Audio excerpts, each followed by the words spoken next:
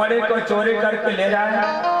अगर वो आ जाएगा कृष्ण तो उसके साथ हम सब राजा मिल के युद्ध करेंगे और युद्ध करके रुक्मणी के साथ विवाह करेंगे। ऐसा बैठ के अब विचार कर रहे हैं। संपूर्ण सेना मिल के हम युद्ध करेंगे। सूत जी बोले राजन, रुक्मणी ने देखा कि अभी तक भगवान नहीं आए, कुछ समय बाकी है, अगर नहीं आएंगे तो शिशुपाल के साथ मेरा विवाह हो जाएगा। अभी तक नहीं आए, मेरे में कुछ दोष देखा होगा, इसीलिए मेरे साथ विवाह करने के लिए नहीं आ रहे हैं। रुक्मणी सोचती अब कोठे पे चढ़ करके भगवान का अगवानी कर रही है। सोचते हैं कि जिस ब्राह्मण को मैंने भेजा है उस ब्राह्मण को भी अपने अभी तक नहीं आया, तो मेरे अंदर कुछ दोष देखा होगा। बैठकर कोठे पर रो रही हैं, कहती है क्या, विनती सुनिए नाथ हमारे, हृदय स्वर्ष हरे हृदय बिहारे, मोर मुकुट पे तांबर धारे, विनती सुनिए नाथ हमारे, जन्म जन्म के लगे लगन है, साक्षी तारो भरा गगन है, विनती सुनिए नाथ हमारे, हृदय स्वर्ष हरे हृदय बिहारे, मोर मुकुट पे तांबर धारे, गिन गिन सांसें कहती हैं, आएंगे श्री कृष्ण मुरारी, विनती सुनिए नाथ हमारी, सतत परीक्षा आप कलोचन, शरणगत है प्रथम पुजारी, स्वागत का अधिकार दीजिए, विनती सुनिए नाथ हमारी। इस प्रकार कोठे पे बैठ के अगवानी कर रहे हैं कि अभी तक भगवान नहीं आए, थोड़ी समय बचा है, अगर नहीं आएंगे तो शिशुपाल के साथ मेरा विवाह हो जाएगा। जब कोठे पे बैठ के अगवानी कर रही हैं तो रुक्मणी का बायां भुजा फड़कने लगा। बायां भुजा फड़कता है, बायां जांघ फड़कने लगा, बायां आंख फड़कने लगी। जब स्त्रियों का बायां अंग फड़कता है तो शुभ माना जाता है। स्त्रियों का जो बायां अंग है, बायां अंग फड़कता है तो उनका शुभ माना जाता है।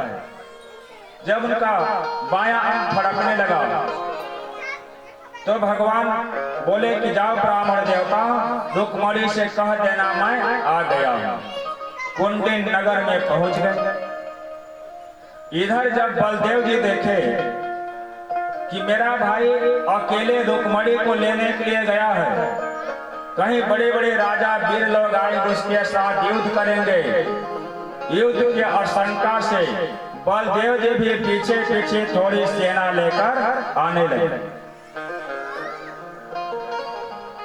आज जब भगवान कुंडिन में पहुंचते हैं तो भीष्मक ने सुना कि हमारे बारात को देखने के लिए कृष्ण आए हैं, तो कृष्ण को आए हुए जान करके और उनका पूजा करने के लिए भीष्मक गए और भीष्मक ने भगवान का विधिवत पूजा की। जब बारात आता है गांव में, जब बारात आता है गांव में तो बारात देखने के लिए हमारे माताएं ज्यादा संख्या में जाती हैं। जब आता है बारात गांव में, बैंड बजता है, हमारी माताएं जितनी हैं ज्यादा संख्या में बारात देखने जाती हैं। तो जब बारात देखने जाती हैं तो उनका नजर किसके ऊपर रहता है? वर बाबू के ऊपर। जब बारात देखने जाती हैं तो उनका नजर ज्यादा कहाँ रहता है? वर बाबू के ऊपर। जब बारात देखने गए तो उनका नजर कहाँ था? कृष्ण के ऊपर पड़ा। जब कृष्ण को देखती हैं तो कहती हैं कि रुक्मणी के लायक वर यही है, इसी को रुक्मणी मिलना चाहिए। रुक्मणी के पास जाके ब्राह्मण देवता बोले भगवान आ गए। ब्राह्मण ने सोचा मैं कैसे भगवान को बुला के ले लाया। रुक्मणी ने हाथ जोड़ के कहा हे ब्राह्मण देवता, आप मेरे कार्य को किया है तो आपको देने के लिए मेरे पास कुछ नहीं है। मैं आपको प्रणाम करती हूँ, आप मेरे प्रणाम को स्वीकार कीजिए। ब्राह्मण देवता को प्रणाम किया।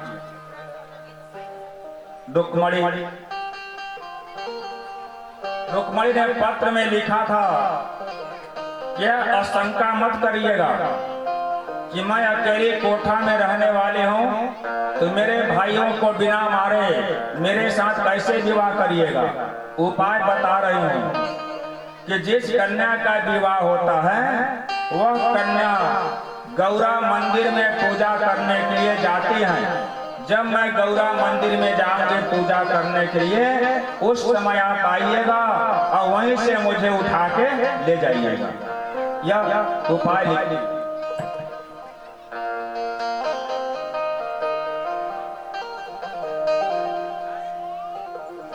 जय जय श्री राधे, जोर से बोलना पड़ेगा जय जय श्री राधे।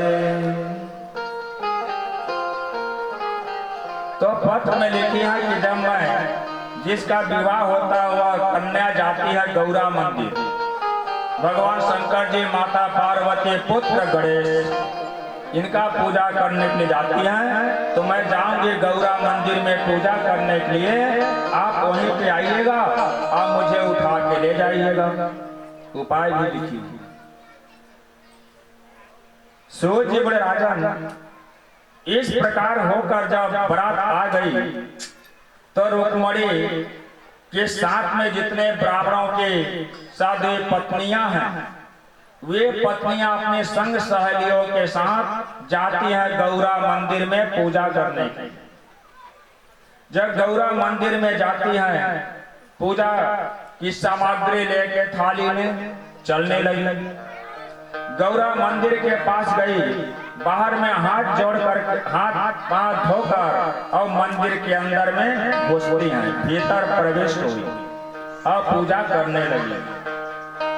ओम तावे प्रयो सरोपाला विदेज्ञा प्रयोषिता भवानी वंद्य पन्यो भवानी तामह। अंदर जाती हैं, शंकर जी का पूजा करती है तो कहती हैं कि हे देवी, पूजन विधि जानने वाले रुक्मणी ने यो स्तुति किया, हे अंबिके, तुम्हें पति भगवान शंकर, पुत्र गणेश आदि के साथ मैं तुम्हें प्रणाम करती हूँ।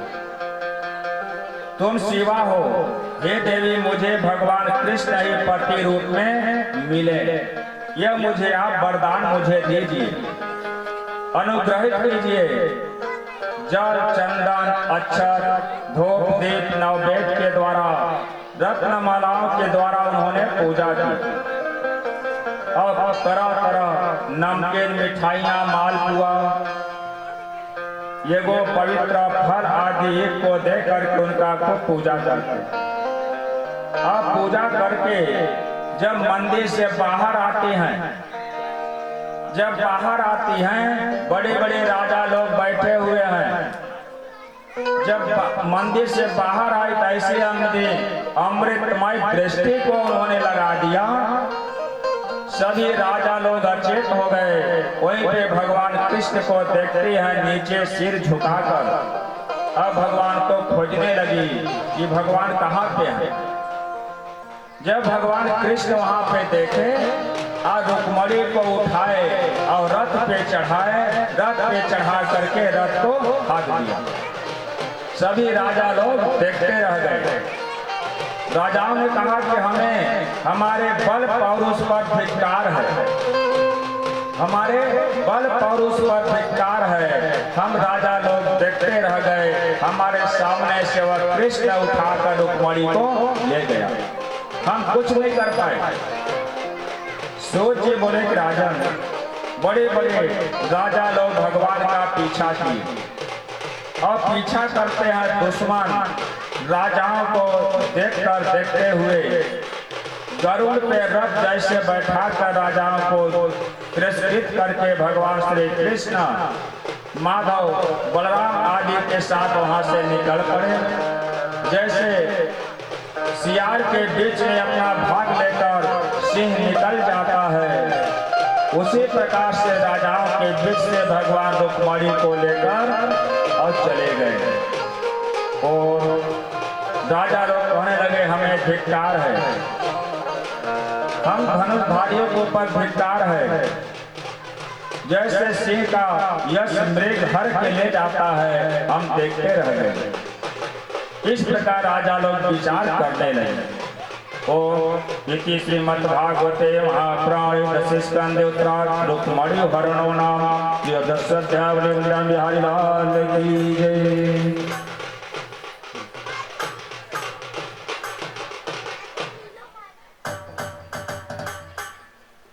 ओम नमो भगवते वासुदेवाय सुखवास।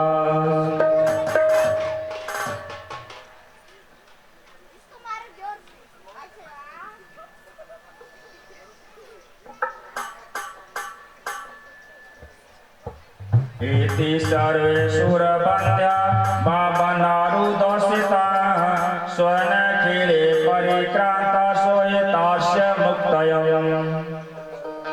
श्री सुखदेव जी राजन इस तरह विचार कर सब राजा लोग कवच और धनुष आदि अपने अपने अस्त्र शस्त्र लेकर अपने अपने रथ पे बैठकर अपनी सेना के साथ भगवान का पीछा करने लगे। ताना पश्य आलोक्य यादवानानिकस्य राजगृह फुल्य स्वय धनुषर। राजाओं ने कहा जैसे पहाड़ पर मेघ बरसता है, जल बरसता है, वैसे ही घोड़े के पीठ पर हाथियों के स्कंद पर रथों के ऊपर शस्त्र चलाने लगे, बाण वृष्टि होने लगी। अपने पति की सेना को बाण से आच्छादित देख करके रुक्मणी लज्जित हो गई। सुंदर कमल वाली रुक्मणी भगवान को लज्जा पूर्वक देखने लगी तो भगवान ने हंसकर कहा, हे बाम लोचने मत डरो, अभी अति शीघ्र ही तुम्हारे सैनिकों का रक्षा मैं करता हूं। तब भगवान ने जरासंध आदि के विक्रमों को करते हुए वगैरह वगैरह वीरों को भगवान मारने लगे। जब बाण चलाने लगे, गजपति जो गज हाथी में आए हैं उन्हें मारने लगे, अश्वपति जो घोड़े में चढ़ के उन्हें मारने लगे, पैदल आए हैं उन्हें मारने लगे। इस प्रकार पृथ्वी पर गिर पड़े।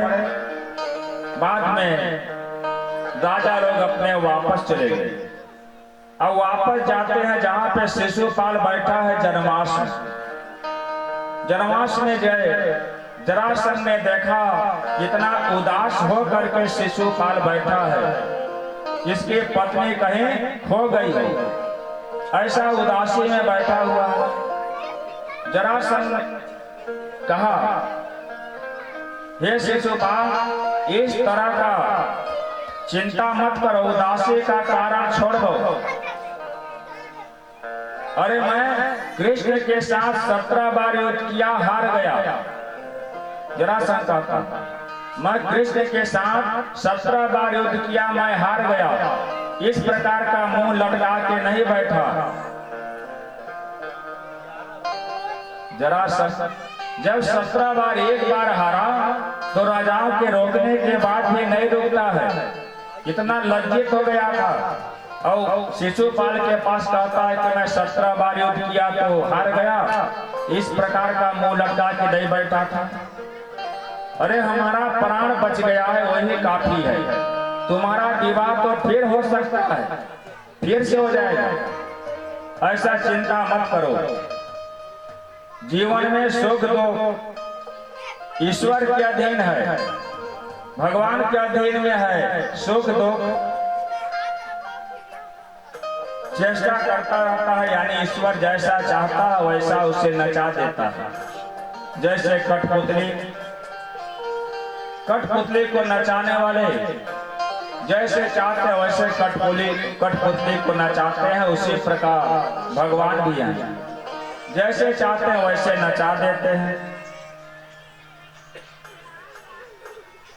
इसलिए उदासी कारण छोड़ दो। सूर्य जी बोले राजन, रुक्मी ने राजाओं के पास गया, अपने राजाओं के बीच में धनुष हाथ में रखकर अब प्रतिज्ञा करता है। कौन? रुक्मी राजाओं के पास जाके प्रतिज्ञा किया, ओ अहत्वाय शबरे कृष्ण प्रायो संयुक्त भवेतन आद्यानि से गोपाल्य दुर्गते। सूर्य राजन,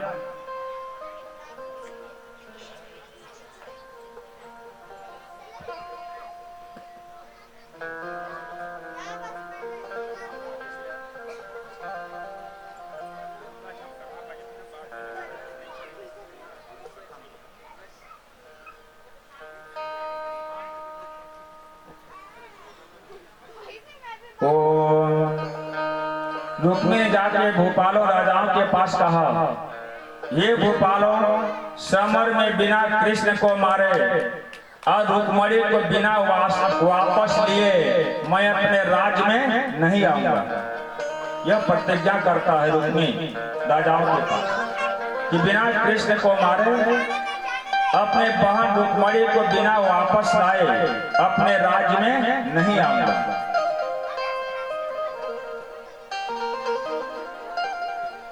आप लोगों से सत्य कहता हूं। ऐसा कहकर रथ पे बैठकर उसे सारथी से कहा कि शीघ्र ही जहां कृष्ण है उसी तरफ जल्दी घोड़ा दौड़ाओ, युद्ध करूंगा।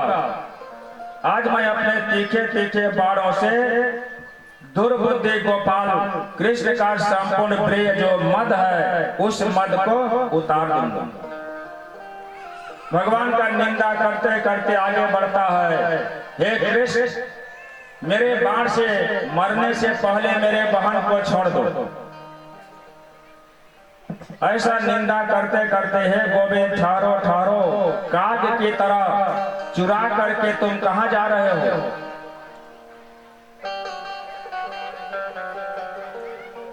इसलिए मेरे बाण से मरने के पहले छोड़ दो। मेरी बहन को चुराने वाले काग की तरह चोरी करके जा रहे हैं। सूर्य जी बोले, ऐसे वचन को सुनकर भगवान कृष्ण हंस पड़े और रुक्मी का धनुष काटकर 6 बाणों से गिरा दिया। 8 बाण से 4 घोड़ा को भगवान मारे और 2 बाण से सारथी को, 3 बाण से ध्वजा को काट के गिरा दिए और रुक्मी ने दूसरा धनुष उठाया, उसे भगवान 5 बाण से काट के गिरा दिया। बाण समूह से गिरा हुआ भगवान ने पुनः उसके धनुष को काटा। तक्षण हो जाने के बाद रुक्मी ने तलवार लेकर रथ से नीचे उतर करके अब भगवान के पास आता है लड़ने के लिए। तो भगवान कृष्ण ने उसी का तलवार लेकर और उसी के शरीर का जहां तहां का शरीर का बाल को काट दिए और काट करके उसे कुरूप बना दिया। उसी के तलवार से उसी के शरीर का बाल को काट देते हैं और उसे बाल को काट दिया कि वह कुरूप बना दिया, देखने लायक नहीं रह गया। और जब उसे वरुण फांस में बांधने लगे तो बलदेव जी पहुंच गए। बलदेव जी गए तो रुक्मणी से कहते हैं कि हे रुक्मणी, अपने भाई का यह नतीजा को देखकर हम लोगों के ऊपर नाराज मत होना। तुम्हारे भाई का जो नतीजा को देख करके हम लोगों के ऊपर नाराज मत होना। इस कारण को छोड़ दो, सुख दुख देने वाला कोई दूसरा नहीं है। मनुष्य आप ही अपने कर्म फल को भोगता है। अब मनुष्य अपना सुख दुख किए हुए कर्म का फल पाता है। जैसा कर्म करेंगे वैसा फल मिलेगा। बलदेव जी कहते हैं कि यह क्षत्रिय धर्म का है। रघुकुल रीति सदा चली आई, प्राण अड़ जाए पर वचन न जाए। यह क्षत्रिय धर्म है। क्षत्रिय धर्म यह है कि क्षत्रिय अपने भाई को भी मार सकता है। इसलिए भाई वध करते योग्य ही अपने भाई को नहीं मारते, कारण कि इस प्रकार हमारा धर्म है।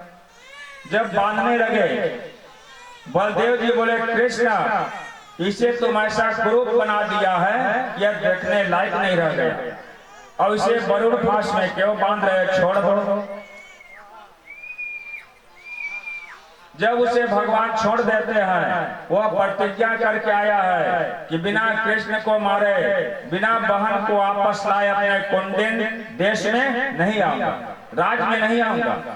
तो जहां भगवान उसका बाल को काटे थे वहीं वह बस जाता है। उस देश का नाम हो गया भोजकट। भोजकट नाम का देश हो गया, जहां रुक में बस जाता वापस नहीं आता। वह भोजकट नाम का देश नगर हो गया। भगवान ने भी अनेक राजकन्याओं को इस तरह से भीष्म की लड़की रुक्मणी को अपने नगर में लाकर विधि पूर्वक विवाह की। भगवान कृष्ण का बारात नहीं जाता है, भगवान कृष्ण का विवाह द्वारिका में ही होता है। तो रुक्मणी के साथ विवाह करते हैं। सुंदर उन्होंने कदली का खंभा लगाए। कदली का खंभा जानते हैं ना, केला का खंभा। केला का खंभा विधिवत नगर को सजाया गया, धूमधाम से सजाते हैं और विधि पूर्वक भगवान कृष्ण का रुक्मणी हरण करने का हर जगह बीच बीच में कई विधर ये जो अवतज्ञ आदि सबके सब खुश आनंद को प्राप्त होने लगे। जगह जगह पर गाए जा रहे रुक्मणी के हरण को सुनकर राजा राजकन्याएं अत्यंत विस्मित हो रही थी। ये राजन, द्वारिका में लक्ष्मी रूप रुक्मणी से युक्त लक्ष्मीपति भगवान कृष्ण को देखकर वहां के वासियों को महान आनंद प्राप्त होने लगा। जब रुक्मणी के हरण का समाचार सुनते हैं उन्हें बड़ा आनंद आती है। इति श्रीमद्भागवते महापुराणे दशम स्कंद उत्तरार्ध रुक्मणी अभिनव नाम बड़े बिंदान जहाई लाल की जय, गणेश भगवान की जय, श्रीमद्भागवत पुराण की जय। बड़े सौभाग्य की बात है, आज खड़गांव के पावन धरा पर श्रीमद् भागवत पुराण अमृत की कथा के बीच में हमारे माननीय श्री स्वास्थ्य मंत्री श्याम बिहारी जायसवाल जी का भी आगमन हुआ है। मैं अपने व्यासपीठ से हार्दिक अभिनंदन नंदन स्वागत करता हूँ। धन्यवाद। ओम नमो भगवते वासुदेवाय सुखवास कामयस्तु वासुदेवंशो दग्ध प्रद्युम्नुनाया देशोपहन्ते पुत्रमेव प्रतबन्धनम्। श्री सुखदेव जी राजन वासुदेव का अंशभूत कामदेव जो पहले भगवान शंकर के क्रोध से भस्म हो गया था, पुनः कृष्ण में ही जाकर दूसरा देह धारण किया। यह निर्मित वही कामदेव वैदनी के गर्भ से भगवान के प्रिय द्वारा उत्पन्न होकर प्रद्युम्न नाम से विख्यात हुए। प्रत्येक बात में पिता से तनिक भी कम नहीं था। जिसके जन्म के 10 दिन भी नहीं बीते थे, उसी समय समरासुर नाम का दत्त आया और उसे श्रुतिका गृह से उठा करके ले गया, चुरा करके ले जाता है और ले जा करके समुद्र में डाल दिया। जो 10 दिन का भी नहीं हुआ था, जन्म लेने के 6वें दिन में जब समरासुर आता है और उठा करके श्रुतिका गृह से ले जा करके समुद्र में डाल दिया। जब समुद्र में डालता है तो समुद्र में रहने वाला एक मेन मछली उसे निगल गई। और जब मछली खा गई, महल्लाएं जब ले जाता चोरी करके, भगवान जान रहे हैं कि मेरे पुत्र को समरासुर ने चोरी करके ले गया है, लेकिन भगवान अपने मुंह से नहीं बताते मेरे पुत्र को चोरी करके ले गया। वहां पे आते हैं विप्रवर नारद जी, और नारद जी आकर के बतलाते हैं कि प्रभु आपके पुत्र को समरासुर ने चोरी करके ले गया है और समुद्र में डाल दिया। जब समुद्र में डाल दिया है, एक मत्स्य मछली खा गई थी। मछुआरे महलाओं जब जाल बीतते हैं, उस जाल में वही मछली फंस गई जो मछली प्रद्युम्न को खाई थी।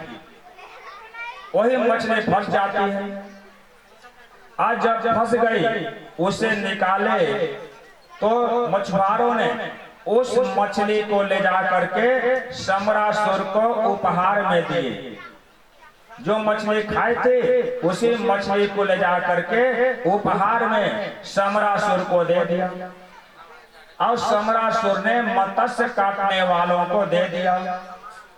अब मत्स्य काटने वाले छोटे चाकू से उसे काटते हैं पेट को। जब पेट को काटे तो उसके अंदर सुंदर पुत्र निकला, बालक, सुंदर बालक निकला। उस बालक को समरासुर ने उसके घर में जो रति थी, पहले कामदेव के पत्नी का नाम था रति। जब कामदेव का दूसरा जन्म होता है तो उनका नाम हुआ प्रद्युम्न। जो रति है उसका नाम हुआ मायावती। तो मायावती भोजन बनाने का कार्य समरासुर के घर करती थी। अपने पति का प्रतीक्षा कर रही थी कि कब हमारे पति का जन्म होगा। तो ही रति का जब दूसरा जन्म हुआ तो उसका नाम हुआ मायावती। वही मायावती समरासुर के घर में जाकर भोजन बनाने का कार्य करती थी। तो समरासुर ने उस बालक को मायावती को दे दिया, और मायावती उस बालक का पालन पोषण करने लगी। नारद जी गए, और नारद जी जा करके मायावती से कहते हैं यह तुम्हारा पति है। अगले जन्म में जो भगवान शंकर जी के कोप से भस्म हो गया था, इसका दूसरा जन्म हुआ है, इसका नाम है प्रद्युम्न। यह तुम्हारा पति है। पहले जन्म में तुम थी रति, इस जन्म में तुम्हारा नाम है मायावती। यह तुम्हारा पति है। उसे बालक के रूप में खूब पालन पोषण करने लगे। उसे रोज बढ़वाती है। वह मायावती नाम है, तो वह माया को भी जानती है। वह माया से रोज प्रतिदिन बढ़ाने लगी, और जब बढ़ जाते हैं तो वही मायावती ने कहा, जब बढ़ जाते हैं तो मायावती ने पहले पुत्र के रूप में देखती थी, जब बड़े हो गए तो पति के रूप में देखने लगे। प्रद्युम्न ने कहा कि माँ, पहले तुम मुझे पुत्र के रूप में मान रही थी, अब तुम्हारा जो मन है वह मन बदल गया। पुत्र रूप में मान रही थी, पुत्र रूप में मान करके मेरा पालन पोषण किया। जब मैं बड़ा हो गया तो तुम्हारा जो मन है मन बदल गया, मुझे तुम पति के रूप में मानती है। उस समय मायावती बतलाती है कि प्रभु आप हमारे पति ही हैं। अगले जन्म में जब भगवान शंकर जी के कोप दृष्टि से आप भस्म हो गए थे, आपका दूसरा जन्म हुआ है भगवान कृष्ण के घर, उनके पुत्र हैं। आपका नाम है प्रद्युमन, मेरा नाम है मायावती। आप हमारे पति देवता हैं, पति हैं। आपके द्वारा इस सम्रासुर का वध होना है। आप इस असुर का वध कीजिएगा तो ही प्रद्युमन जी उस सम्रासुर का वध करते हैं। इस प्रकार से सूर्य जी बड़े राजन कामदेव के अवतार रूप प्रद्युमन की आंखों के सामने आ जाने पर ऐसा होना कोई आश्चर्य की बात नहीं है। ऐसा बात भाव माताओं में आ गया तो फिर अन्य स्त्रियों में विषय भी कहना क्या होगी। श्री सुखदेव जी राजन और तब सम्रासुर का वध होता है। ओम सत्राजिता स्वयंता कृष्णाय उत विप्लसे स्मंता का एन मणिनः स्वमतद्यवनयम्। श्री सूर्य राजन अपराधी सत्राजित, कौन? सत्राजित अपना दुख दूर करने के लिए, दोष दूर करने के लिए इस मंतक मणि के साथ साथ अपनी कन्या भगवान कृष्ण को दिया। कौन दिया? सत्राजित। सत्राजित इस मंतक मणि के साथ साथ अपनी कन्या को भी भगवान को दिया। राजा परीक्षित ने कहा कि हे ब्रह्मण, सत्राजित ने भगवान कृष्ण का कौन सा अपराध किया था? कौन सा अपराध किया था? और इस मंतक मणि कहां से उसे मिली थी? सत्राजित को अपनी कन्या क्यों भगवान कृष्ण को दिया? श्री सुखदेव जी राजन ओ आशित्या सत्राजित सूर्यो भक्त परा सखा प्रीतम से बड़ी प्रादुष्मंतक। सुखदेव जी बोले के राजन, अपने भक्त सत्राजित के भगवान सूर्य नारायण परम भक्त थे। सत्राजित ने सूर्य नारायण का बड़ा भक्ति करता था और जब भक्ति करता था तो उसके भक्ति पर प्रसन्न होकर के सूर्य नारायण जी ने उसे मणि दिया, स्मंतक मणि दिया और स्मंतक मणि को दे दिया। अब मणि को गले में धारण करके, गले में मणि को पहन करके सूर्य के समान शोभा को प्राप्त होने लगा। कौन? सत्राजित।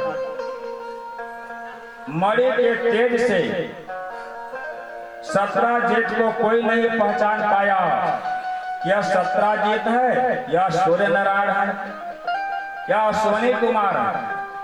किसी ने मुझे नहीं पहचानता है। दूसरे दूर से आते ही सत्राजित को जब देखे तो द्वारिका वासियों सब मणि के तेज के जो नेत्र का ज्योति है वह ज्योति कम होने लगी। सूर्य समझकर चौसल खेल रहे थे, भगवान कृष्ण ने के पास गए। अब बोले, नारायण शंख चक्र गदा धारण करने वाले दामोदर, हे गोविंद, हे यदुनंदन, आपको नमस्कार है। हे जगतपते, यह तीक्ष्ण किरण वाले भगवान सूर्य नारायण, तीव्र जो उनका चेहरा है, हम लोगों का जो नेत्र का ज्योति है वह ज्योति कम हो जा रही है। वह सूर्य नारायण आपका दर्शन करने के लिए द्वारिका में आ रहे हैं। भगवान चौसर खेल रहे थे। भगवान कृष्ण बोले, यह सूर्य नारायण नहीं है, यह सत्राजित है। जो सत्राजित अपने गले में मणि को धारण किया हुआ है, सत्राजित नहीं है। सत्राजित है, सूर्य नारायण नहीं है।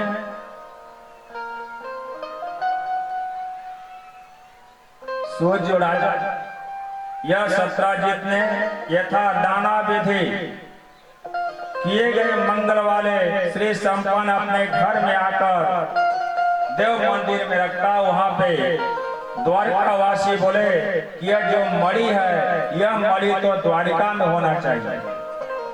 जो मणि प्रतिदिन 8 भार सोना देती है, 8 भार सोना देती है, यह तो द्वारिका में होना चाहिए। सत्राजित ने मणि को नहीं दिया। अब मणि लेकर अपने घर चला गया। जब घर चला गया तो सत्राजित के भाई का नाम है प्रसेन। अब प्रसेन उस मणि को गले में पहनकर देसी घोड़ा में बैठकर और जंगल में शिकार खेलने के लिए चला गया। जब जंगल में गया तो उसे एक शेर ने मार दिया और शेर ने मारकर उस मणि को ले लिया। आगे गए तो घोड़ा को मार दिए, घोड़ा भी मर गया। और जब वह शेर मणि को लेके जाने लगा आगे तो ऋक्षराज जामवंत के बिल के पास जब पहुंचा शेर, तो जामवंत उस शेर को मारकर उस मणि को ले लिए, अपने बिल में घुस गए। और जामवंत का लड़का का नाम है कुमार, अपने पुत्र को दे दिया खेलने के लिए। उसका पुत्र खेल रहा है। और जब प्रसेन घर को नहीं लौटा